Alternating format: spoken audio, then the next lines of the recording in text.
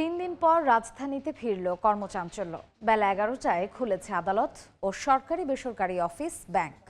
Curfew শিথিল থাকার সময়ে বিকেল ৩টা পর্যন্ত ৪ ঘন্টার জন্য চলবে অফিস আদালতের কার্যক্রম। সপ্তাহের প্রথম কর্মদিবসে সচিবালয় সহ বিভিন্ন অফিসগুলোতে দেখা গেছে কর্মব্যস্ততা। বিচার কাজ চলছে সুপ্রিম কোর্ট, হাইকোর্ট ও নিম্ন আদালতে। কর্মব্যস্ততা দেখা যায় ব্যাংক পাড়ায়ও। সীমিত পরিসরে চলছে কার্যক্রম। আজ ও আগামীকাল ঢাকা, নারায়ণগঞ্জ, গাজীপুর ও নরসিংদীতে সকাল 10টা থেকে বিকেল 5টা পর্যন্ত শিথিল থাকবে কারফিউ।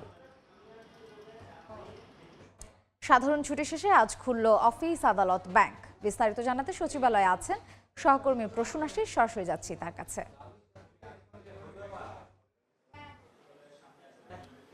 দেখুন, শিক্ষার্থীদের কোটা সংস্কার আন্দোলনের সুযোগ নিয়ে সারা দেশে কিন্তু তাণ্ডব চালিয়েছে, সারা দেশেই সন্ত্রাসী কার্যকলাপ চালিয়েছে দুর্বৃত্তরা। তো যখনই তারা এই সন্ত্রাসী কার্যকলাপ চালিয়েছিল, এরকম একটি অবস্থা, এরকম একটি পরিস্থিতিতে সরকার কিন্তু সারা দেশেই কারফিউ জারি করে। এমনকি নির্বাহী আদেশে সারা দেশের সকল সরকারি বেসরকারি সমস্ত শিক্ষা প্রতিষ্ঠান নির্বাহী আদেশে সাধারণ ছুটি ঘোষণা করে সরকার।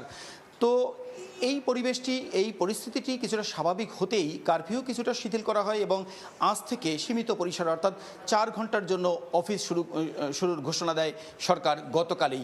তো এ অবস্থায় আমি রয়েছি সচিবালয়ে, অর্থাৎ একেবারেই প্রশাসনের কেন্দ্রবিন্দু সচিবালয়ে। আমরা যেটি লক্ষ্য করেছি, সচিবালয়ে কিন্তু 11টা থেকে আজকে অফিস শুরু হয়েছে, কিন্তু 10টার একটু পরে থেকেই যখন গেট খুলতে শুরু করে আমরা লক্ষ্য করেছি যে প্রচণ্ড কড়াকড়ি সচিবালয়ে প্রবেশের ক্ষেত্রে সেটি আমরা লক্ষ্য করেছি। আর এখন যেটি পুরো সচিবালয়ের মধ্যে আমরা খোঁজ নিয়ে যেটি দেখেছি, নিজেরা ঘুরে দেখেছি যে সচিবালয়ে যে সকল কর্মকর্তা কর্মচারীরা মূলত কাজে যুক্ত রয়েছেন তাদের অধিকাংশই কিন্তু আজ এখনও পর্যন্ত অফিসে আসতে পারেননি। যারা এসেছেন তারা কাজ করছেন এবং যারা আসতে পারেননি অনেকেই জানিয়েছেন যে মূলত যারা কাছাকাছি ছিল তারাই তাড়াতাড়ি আসতে পেরেছেন। কারফিউ শিথিল কিছুটা হলেও তারপরেও যারা দূর দূরান্ত রয়েছেন তারা নানা কারণেই কিন্তু এখনও অফিস করতে পারেননি। এরই মধ্যে বেশ কয়েকজন মন্ত্রী সচিবালয়ে প্রবেশ করেছেন, কিছুক্ষণের মধ্যেই তারা অনেকের প্রতিক্রিয়া দেবেন। আমরা এখন এই মুহূর্তে রয়েছি ডাক, টেলিযোগাযোগ এবং তথ্য প্রযুক্তি মন্ত্রণালয়ে। আমরা যেটি জানতে পেরেছি, এই মন্ত্রণালয়ের প্রতিমন্ত্রী মহোদয় হয়তো কিছুক্ষণের মধ্যেই অফিসে আসবেন এবং সারা দেশে যে ইন্টারনেট পরিস্থিতি, সারা দেশে যে সামাজিক যোগাযোগ মাধ্যমগুলোর যে পরিস্থিতি, সেগুলো তিনি কথা বলবেন এবং ব্রডব্যান্ড চালু করার বিষয়টি পূর্ণাঙ্গ রূপে সে ব্যাপারেও কথা বলতে পারেন, একটি হয়তো আমাদেরকে তথ্য দিতে পারেন। এবং সার্বিক পরিস্থিতি মূলত সচিবালয়ের এই ছিল।